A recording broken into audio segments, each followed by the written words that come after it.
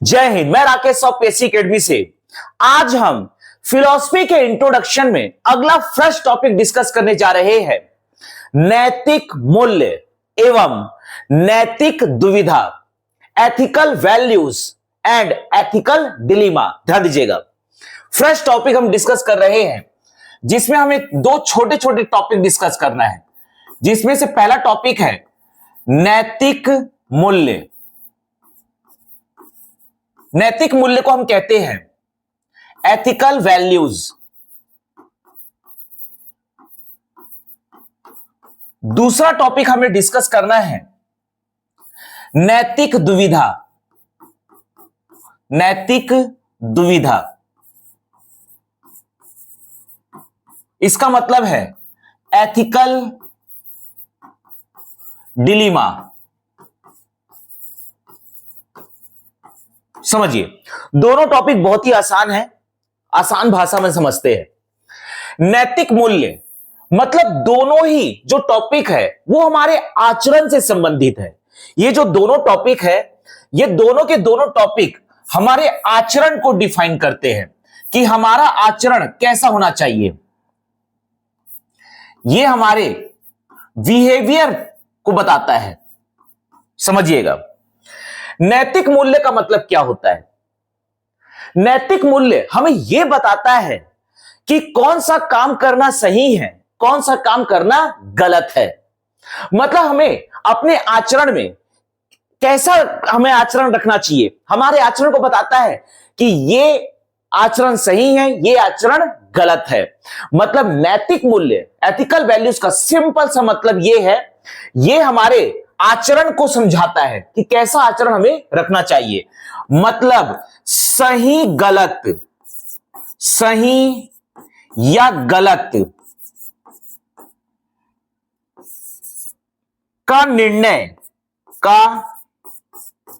निर्णय लेने वाला सिद्धांत, लेने वाला सिद्धांत, यह कहलाता है नैतिक मूल्य। मतलब हमारे आचरण को बताता है कि क्या करना सही है, क्या करना गलत है। जैसे नैतिक मूल्य, अब आप इतने बड़े हो गए हो, नैतिक मूल्य सबसे पहले हमें मिलता है परिवार से। उसके बाद जब हम परिवार में रहते हैं, उसके बाद हम खेलने कूदने के लिए बाहर निकलते हैं तो हम समाज के साथ रूबरू होते हैं। तो हमें नैतिक मूल्य परिवार से सबसे पहले मिलता है, उसके बाद हमें मिलता है समाज से। समाज का सिंपल सा मतलब है व्यक्तियों के बीच बनने वाला प्रत्यक्ष एवं अप्रत्यक्ष अदृश्य जाल को कहते हैं समाज। समाज का मतलब यह नहीं होता है, व्यक्तियों के समूह को समाज नहीं कहते। मैं सोशियोलॉजी में पढ़ाने वाला हूं। तो जब के कोई व्यक्ति का जन्म होता है तो वो पहले परिवार के लोगों के बीच रहता है, तो वहां पर परिवार से हमें मिलता है नैतिक मूल्य। उसके बाद हम जब बाहर निकलते हैं तो समाज से हमें मिलता है नैतिक मूल्य। जब हम स्कूल में जाते हैं तो वहां पर हमें शिक्षक, दूसरा हमारे जितने सहपाठी होते हैं, क्लासमेट्स होते हैं, उनसे मिलता है नैतिक मूल्य, वहां भी सीखने को मिलता है। कॉलेज जाते हैं, वहां पर भी मिलता है नैतिक मूल्य। मतलब जो भी आप एजुकेशन ले रहे हो या समाज से रूबरू हो रहे हो या किसी भी व्यक्ति से आप मिलते हो तो आपके अंदर नैतिक मूल्य बढ़ते जाता है। अच्छे लोगों से मिलने से, बुरे लोगों से मिलोगे तो आपका नैतिक मूल्य घटेगा, हमेशा घटेगा। बुरी संगति में बुरा बनोगे, अच्छी संगति में अच्छा बनोगे। तो नैतिक मूल्य क्या बताता है? नैतिक मूल्य हमें यह बताता है कि क्या करना सही है, क्या करना गलत है। जैसे फॉर एग्जाम्पल, नैतिक मूल्य हमें बताता है कि सच बोलना चाहिए, झूठ नहीं बोलना चाहिए, चोरी नहीं करना चाहिए, किसी के साथ हिंसा नहीं करनी चाहिए, किसी को नहीं मारना चाहिए, किसी को गाली नहीं देना चाहिए, मतलब किसी को मानसिक या शारीरिक कष्ट नहीं देना चाहिए। नैतिक मूल्य हमें बताएगा कि सबके साथ अच्छे से बिहेव करना चाहिए।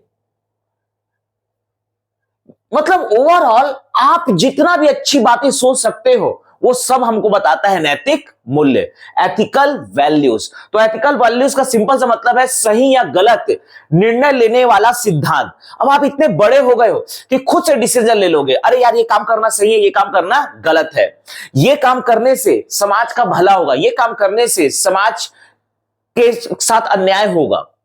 तो ये हमें बताता है नैतिक मूल्य। जैसे नैतिक मूल्य बताएगा आपको, पर स्त्री गमन, व्यभिचार नहीं करना चाहिए, अपनी पत्नी के अतिरिक्त किसी दूसरी महिला को गलत निगाह से, गलत तरीके से नहीं देखना चाहिए, उसके प्रति गलत आचरण नहीं रखना चाहिए। यह सब हमें बताएगा नैतिक मूल्य। दूसरा टॉपिक है नैतिक दुविधा। नैतिक दुविधा क्या होता है? देखिए, जैसे मान लीजिए आपके सामने कोई परिस्थिति आई, अब उस परिस्थिति में आप डिसीजन नहीं ले पा रहे हो, आपको लगता है वहां पर आपके पास दो नैतिक मूल्य आ गया है। दो नैतिक मूल्य का जब टकराव होगा तो वहां पर नैतिक दुविधा आएगा। एक नैतिक मूल्य बोलता है कि यह काम करना चाहिए, दूसरा नैतिक मूल्य बोलता है कि यह काम नहीं करना चाहिए। तो यहां पर आपको अंदर, आपके दिमाग में कंट्राडिक्शन, विरोधाभास पैदा होगा, उसे कहते हैं नैतिक दुविधा। मतलब जब दो या दो से अधिक नैतिक मूल्यों के बीच टकराव होता है तो उस स्थिति में जब हम सही डिसीजन लेने में हमारे मन में जो दुविधा उत्पन्न होती है, इसे कहा जाता है नैतिक दुविधा। मतलब सही या गलत, सही या गलत का निर्णय लेने में उत्पन्न दुविधा को हम कहते हैं नैतिक दुविधा। जैसे फॉर एग्जाम्पल, आप किसी सत्र न्यायालय में जज हो और आपके सामने एक केस आया है। केस में एक महिला जो है, उस पर आरोप है कि उसने मर्डर किया है। तो मर्डर किया है, यह क्लियर हो चुका है। पुलिस ने अपना चार्जशीट दाखिल किया, दोनों वकीलों के बीच, पक्ष और विपक्ष दोनों वकीलों के बीच बहस हुआ। फाइनली ये कंक्लूड हो गया है कि इस महिला ने हत्या किया है। अब आपको भारतीय न्याय संहिता बीएनएस की धारा 103 के तहत सजा देना है। लेकिन आपको यह भी पता है कि इस महिला ने जिस व्यक्ति की हत्या किया है, वह व्यक्ति एक पैटर्न के हिसाब से क्रिमिनल था और वो इस महिला को बलात्कार करने के लिए इसको पकड़ लिया था। इस महिला को पकड़ लिया था वो आदमी, व्यक्ति। इस महिला ने वहां पर रखा, एक पत्थर उठा के धां से मार दिया, आदमी खत्म। मतलब ये मान लो कहीं जा रही थी, इस दुराचारी व्यक्ति ने इसको पकड़ लिया, महिला को, और किसी सुनसान इलाके में उसको दबोच लिया। महिला को जब पकड़ा था, महिला गिरी हुई थी, वो नीचे से पत्थर उठाई, धाए से मारी, कहानी खत्म। तो यहां पर अब जो जज है उसको ये पैटर्न समझने में दिक्कत हो रही है कि इस महिला ने वाकई में उस व्यक्ति की हत्या किया है, मतलब हत्या किया है, या अपनी आत्मरक्षा में हत्या किया है। तो जब यहां पर ये थोड़ा सा वहां पर क्लियर नहीं हो पा रहा है कि अगर मान लीजिए आत्मरक्षा में हत्या किया है, तो बीएनएस की धारा 34 से 44 के बीच आत्मरक्षा में अगर किसी का मर्डर किया जाता है तो आपको कोई सजा नहीं होगी। लेकिन अगर मर्डर किया गया है आत्मरक्षा में नहीं, मतलब सीधा मर्डर किया गया है, तो बीएनएस की धारा 103 के तहत सजा का प्रावधान है। तो अब यहां पर जज को यह तो क्लियर हुआ कि मर्डर हुआ है, 103 धारा लग रहा है, लेकिन आत्मरक्षा का अगर यहां पर बात आ रही है तो इस महिला को रिलीज कर दिया जाएगा, सजा मुक्त कर दिया जाएगा। तो अब यहां पर जज के सामने एक दुविधा है, क्लियर करना है कि इस वाकई में आत्मरक्षा में मर्डर किया गया है कि नहीं। अगर मान लीजिए जिस व्यक्ति का मर्डर किया गया है यह पता है कि वो पहले से ही क्रिमिनल पैटर्न का व्यक्ति है, तो कहीं ना कहीं यह क्लियर हो जाएगा कि भाई वाकई में आत्मरक्षा में मर्डर किया गया है। लेकिन अगर वो कोई पहले से सीधा साधा व्यक्ति था, अब वो सीधा साधा व्यक्ति था, अब इन महिला पुरुष के बीच पैसे को लेकर ट्रांजैक्शन है, वो व्यक्ति इस महिला के पास आया, हो सकता है कि अब वो तो मर गया, मरने वाला तो मर गया, वो बता नहीं सकता कि मैं क्यों मरा हूं। अब वो व्यक्ति हो सकता है कि अपने पैसे को मांग रहा होगा इस महिला से 10 लाख। अब इस महिला को लगा मैं 10 लाख इसको देना पड़ेगा यार। तो महिला ने क्या किया, पत्थर उठाया, ये लोग मिले थे खेत के पास, बुलाई थी क्या हो खेत के पास, तुमको 10 लाख में से 2 लाख दे देती हो आज। अब बुलाई खेत के पास, पत्थर उठाए, धाए से मार दी, आदमी खत्म। अब महिला आके आरोप लगा रही है कि मैंने उस आदमी को मारा है, लेकिन अपनी आत्मरक्षा में मारा है। क्यों? क्योंकि उस आदमी ने मेरा बलात्कार करने की कोशिश किया।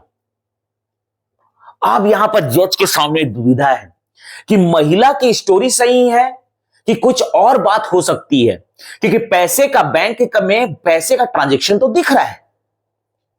तो यहां जज के सामने बहुत बड़ा दुविधा उत्पन्न हो गया कि क्या माने, आत्मरक्षा में मर्डर माने कि सीधा मर्डर माने।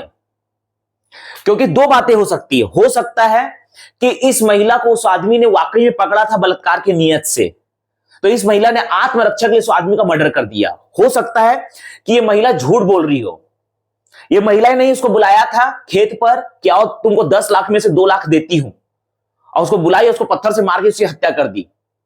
और यहां स्टोरी बना रही है कि उस व्यक्ति ने मेरा बलात्कार करने की कोशिश किया था, मैंने आत्मरक्षा के लिए उसकी मर्डर किया। लेकिन बैंक का ट्रांजैक्शन दिख रहा है और वो व्यक्ति पहले से कोई क्रिमिनल बैकग्राउंड का नहीं है। अगर वो क्रिमिनल बैकग्राउंड का होता तो पक्ष भारी हो जाता किसका, महिला का। तो इस प्रकार के केस में कहीं ना कहीं जज को बहुत ज्यादा सतर्क होना पड़ता है कि आत्मरक्षा में मर्डर माने कि मर्डर माने। तो यहां पर कई बार जज को डिसीजन लेने में दुविधा उत्पन्न हो जाती है, तो इसी को कहते हैं नैतिक दुविधा। तो कहीं ना कहीं साक्ष्य को ध्यान में रखते हुए कई बार साक्ष्य भी जो हमारे सामने प्रदर्शित होते हैं वो पूरी तरह से सच नहीं होते, क्योंकि साक्ष्य कौन दिखाता है, तो साक्ष्य दिखाता है कहीं ना कहीं पुलिस वाले। आवाज तो समझ ही रहे हो मैं क्या बोलना चाह रहा हूं। तो इस प्रकार का जब भी नैतिक दुविधा होता है, इसे कहा जाता है एथिकल डिलीमा, नैतिक दुविधा। मान लीजिए आपके सच बोलने से किसी व्यक्ति की जान बच सकती है, तो आपको यह दिमाग में आ रहा है कि मुझे सच बोलना चाहिए कि नहीं बोलना चाहिए। जैसे आपको पता है कि अगर मैं सच बोलूंगा तो इस व्यक्ति की मृत्यु हो जाएगी, तो मुझे सच बोलना चाहिए कि नहीं बोलना चाहिए। तो इस प्रकार की जब आपके दिमाग में दुविधा उत्पन्न होती है, इसे कहते हैं नैतिक दुविधा। तो ये दो टॉपिक है। पहला है नैतिक मूल्य। नैतिक मूल्य आपको यह बताता है कि हमें कैसा आचरण रखना चाहिए, क्या अच्छा है क्या हमारे लिए बुरा है, मतलब सही या गलत का निर्णय लेने वाला जो सिद्धांत है वो है नैतिक मूल्य। यह आपको बताएगा कि भाई ये काम करना चाहिए, ये काम नहीं करना चाहिए, हमें सच बोलना चाहिए, बुरे काम नहीं करने चाहिए, किसी के साथ हिंसा नहीं करनी चाहिए, चोरी नहीं करना चाहिए, डकैती नहीं करना चाहिए, हत्या नहीं करना चाहिए, मारपीट नहीं करना चाहिए, किसी प्रकार का हिंसा नहीं करना चाहिए, पर स्त्री गमन नहीं करना चाहिए, किसी व्यक्ति को दुख नहीं देना चाहिए, किसी व्यक्ति को परेशान नहीं करना चाहिए। यह बताएगा आपको नैतिक मूल्य। हमें अच्छा बिहेव करना चाहिए, यह बताएगा नैतिक मूल्य। लेकिन नैतिक दुविधा जब दो सच के बीच, जब दो नैतिक मूल्यों के बीच टकराव उत्पन्न होता है और हम निर्णय लेने में असमर्थ हो जाते हैं, नैतिक मतलब निर्णय लेने में जब दुविधा उत्पन्न होती है, तो इसे कहते हैं नैतिक दुविधा। जय हिंद, जय भारत, हर हर महादेव।